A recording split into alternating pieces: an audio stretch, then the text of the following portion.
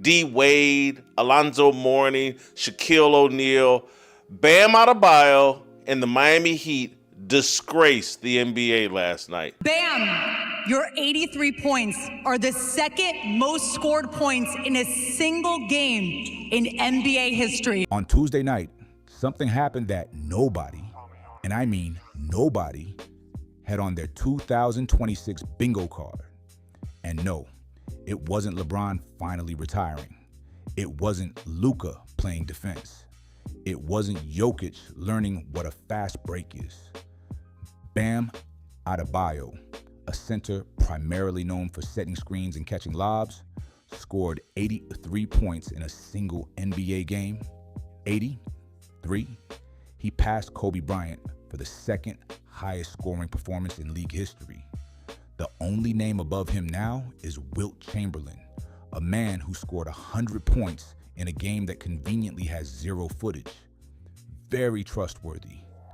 And the basketball internet completely melted down. Half the people were celebrating history. The other half were filing emotional damage claims on behalf of Kobe's ghost. Nick Young is somewhere flipping a table right now. We'll get to him. Let's set the scene, because the context makes this even more ridiculous. March 10th, 2026, Miami Heat versus the Washington Wizards. Now, calling the Wizards a basketball team at this point is generous. This is a franchise that has embraced tanking the way the rest of us embrace Netflix on a Friday night. Fully, completely, and without shame.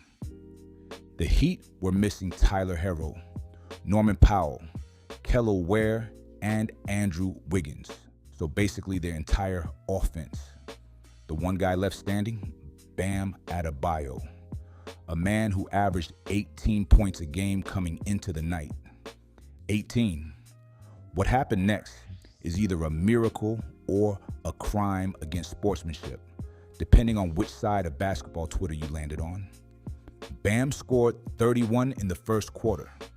31. He personally outscored the entire Wizards team in the first 12 minutes. His previous career high was 41 for a full game, and he passed that before halftime. The man had 43 at the break. At that point, most players would think, hey, great half. Bam apparently thought, I'm only halfway done. He was shooting threes like a guard. He was drawing fouls like Embiid on a Tuesday. He was doing things that 24 hours earlier, nobody on earth would have predicted Bam Adebayo could do, including probably Bam Adebayo. Now here's where things went from incredible to insane. And by insane, I mean ESPN debate shows are going to eat off this for 2 weeks. Insane. Y'all take a look at his shot chart right here. Again, 43 attempts. That's a lot of activity by one guy. It is. But he said his teammates kept finding him. They wanted him to score. They kept making sure he was getting the ball, and he found a way to make it go in repeatedly, and ultimately a legendary, iconic, historic night that we got to watch. The Heat entered the fourth quarter up by 26. The game was over. In any normal universe, the coach pulls the starters. The benches come in. Everyone claps politely, and you go home. Standard procedure.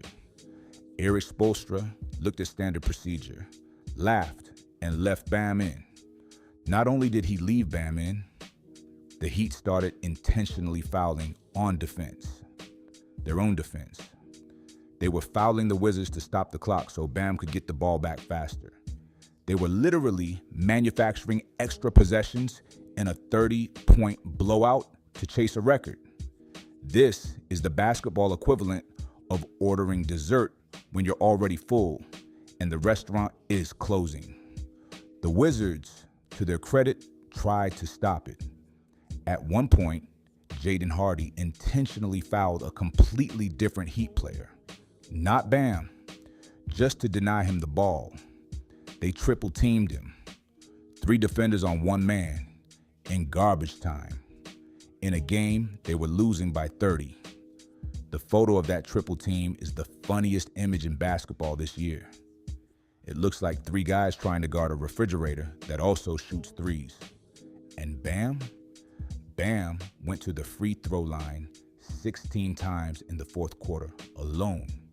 He finished the night with 43 free throw attempts, an NBA record, 36 makes, also an NBA record. The previous record for attempts was held by Dwight Howard, a man famous for not making free throws. Bam just said, "Hold my protein shake," and shattered it. With a minute 16 left, he hit the free throw that gave him 82, then 83. The arena lost it. His teammates mobbed him. He hugged his mom and cried. It was genuinely beautiful. And then the internet did what the internet does. LeBron James posted "Bam, bam, bam" on social media. Very on brand.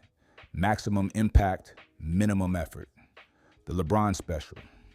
Luka Doncic said "not bad," which, coming from Luka, might actually be the highest compliment he's ever given anyone who isn't himself.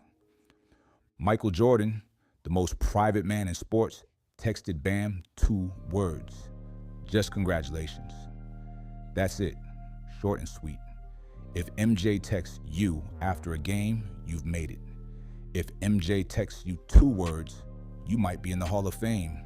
3 words, and he's probably asking to invest. Bam himself was emotional. He talked about Kobe. Said he kept wondering what Kobe would say to him. He said Kobe would probably tell him to go do it again. Which, honestly, sounds exactly like something Kobe would say. 83? Cool. Now do 90. He said, Wilt, me, and Kobe, it sounds crazy. And yeah, Bam, it does sound crazy. Because 48 hours ago, if someone said, Bam Adebayo will be mentioned in the same sentence as Wilt and Kobe, the entire NBA would have assumed that sentence was a joke. But not everyone was celebrating. Enter Nick Young, Swaggy P himself, the man who once celebrated a 3-pointer that he airballed, the man who got caught cheating on Iggy Azalea on camera by his own teammate. This is the man who appointed himself guardian of Kobe's legacy. And honestly, he went absolutely nuclear. He went on Gilbert Arenas' podcast, Gil's Arena, and delivered what can only be described as a profanity-laced eulogy for the 81-point record. He said, and I'm cleaning this up slightly, screw Bam and the Wizards. He said records aren't supposed to be broken like that. He said Bam is nice, but he's not 83 nice. And then he said the line that set the internet on fire. Kobe's probably rolling over in his grave right now. He said if he had 81 points in a blowout, he would have stopped out of respect. Bam. Bam, man, the Wizards, all that records supposed to be broken. Hell no. Gil always support the Wizards. G League team, French getting dunked on the whole time and playing no defense. Kobe probably rolling it over in his grave right now like, you, that. Now, let's unpack that for a second. Nick Young, a man whose career high was 41 points and who averaged about 11 points per game for his career, is saying he would have voluntarily stopped scoring at 81 in the biggest game of his life to protect a record out of respect. Nick, brother, you once celebrated a shot that didn't go in. You would not have stopped. Nobody would have stopped. If Nick Young had 81 points in an NBA game, he would have tried to score 200. He would have demanded Spoelstra run every play for him. He would have fouled himself to get more possessions. Let's be serious. But here's the thing. Behind the rage, Nick's emotion is real. He played 3 seasons with Kobe on the Lakers. He saw the work ethic. He saw what that 81 game meant to Kobe's legacy. And watching a defensive center pass that number by shooting free throws in garbage time against a team that would lose to a good college squad. That feels wrong to him. I get it. I don't agree with it, but I get it. ESPN's Tim McMahon called it the most blatant stat chasing in NBA history. He described Bam jacking up threes while being triple teamed in a blowout as awful, hideous, disgusting basketball. Which is dramatic, Tim. It's basketball, not a war crime. Jason Whitlock, because of course Jason Whitlock had something to say, compared Bam's 83 to the steroid era in baseball, said it makes Sosa and McGuire look legit, which is maybe the most Jason Whitlock take of all time. You know, the behind the scenes and the workouts and the conversations, they're very motivating, and obviously you see what she does and you get inspired every day by that. So I'm thankful to have her in my life. Comparing free throws to performance-enhancing drugs is a level of false equivalence that should be studied in universities. Ice Cube's son said it looked orchestrated and implied the NBA manufactured the moment to tarnish Kobe's legacy, which, and I say this with love, suggests a conspiracy so elaborate it would require the NBA, the Heat, the Wizards, the referees, and every single person in Kaseya Center to be in on it. For reasons? Meanwhile, people who actually played in the NBA were much more measured. Porzingis called it remarkable. Gilbert Arenas, the host of the podcast where Nick Young was melting down, couldn't stop laughing. He basically told Bam to buckle up because the Kobe community was coming for him. And he was right. But here's the part that the angry people keep ignoring. Kobe Bryant, the actual Kobe Bryant, not the imaginary version Nick Young is channeling, scored 81 points in a game where the Lakers were up 15 with 2.5 minutes left. He didn't sit down. He didn't take himself out. He kept playing because Kobe never stopped. That was the entire Mamba mentality. You don't let up. You don't apologize. You dominate until the clock hits 0. So, the argument that Bam should have stopped out of respect for Kobe is basically arguing that Bam should have done the exact opposite of what Kobe would have done. It's using Kobe's name to argue against Kobe's philosophy. It's like citing Martin Luther King Jr. to justify staying quiet. And there's a Kobe tweet from 2018 that people have been passing around all week. He wrote, "We can enjoy one without tearing down another."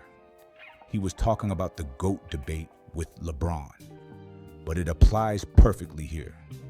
Kobe literally told us from his own fingers, on his own account, to stop doing the exact thing Nick Young is doing right now.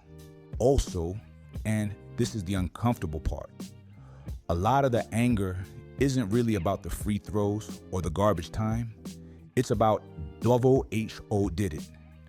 If Luka Doncic or Anthony Edwards dropped 83, the narrative would be generational talent does generational thing.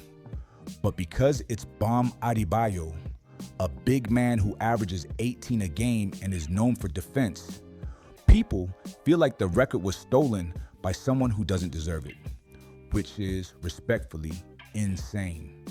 The man scored 83 points. He had 31 in the first quarter, shooting over 50%. He was cooking before the garbage time controversy even started. The first 3 quarters were legitimately elite. It was only the fourth quarter, when the chasing became obvious, that the discourse shifted.